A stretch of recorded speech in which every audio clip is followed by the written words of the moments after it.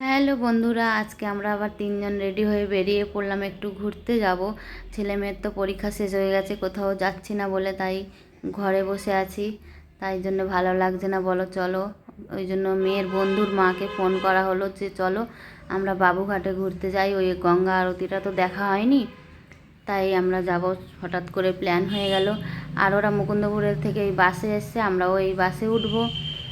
এই যে একসাথে বাসে উঠে পড়লাম, ওরা আগে থেকে বাসে বসে এসেছিলো, মেয়ের বন্ধু আর তার মা, আর আমরাও এবার বাসে উঠে পড়লাম যে বাবুঘাটে যাব বলে।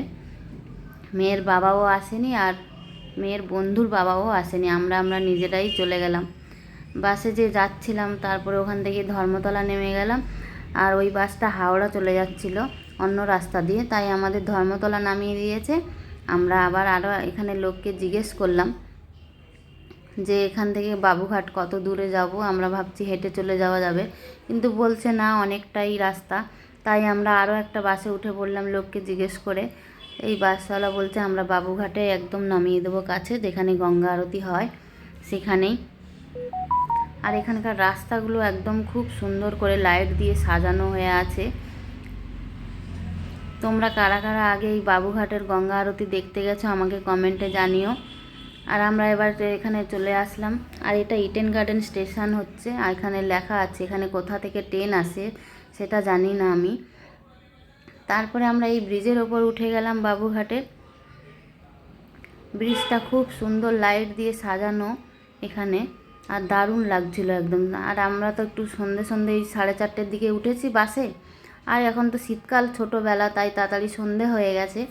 আমরা যদি একটু বেলাবেলি বেরোতাম তাহলে এই দিনের বেলা এগুলো খুব ভালো লাগতো দেখতে। আর রাত্রেও ভালো লাগছে, চারিদিকে লাইট জ্বলছে, নদীতে নৌকো আছে, এখানে বোট सर्व सर्व मंगलाकलाकदंब मंजरी रसप्रवाहमाधुरी ब्रह्मणाम गोपकं दंतकं पुरांतकं अवांतकं मखांतकं चंतकांतकांतकं तमंतकांतकं हरे गंगे खंडित गिरिवारा मंडित देश जननी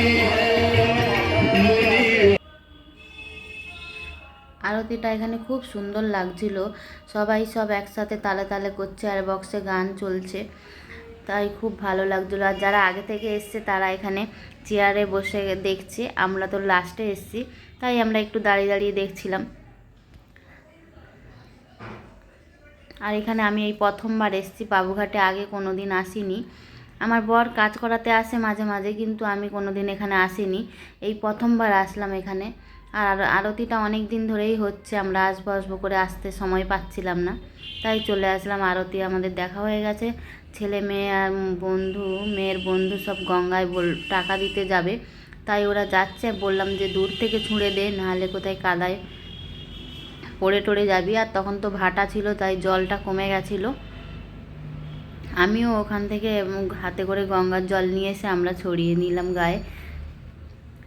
আর ওখানে ঠাকুরমাসিদের সাথে ওখানে আরতি নিয়ে নিলাম আমরা, আর টিপ পরে নিয়েছিলাম, আমাদেরকে টিপ পরিয়ে দিয়েছিল।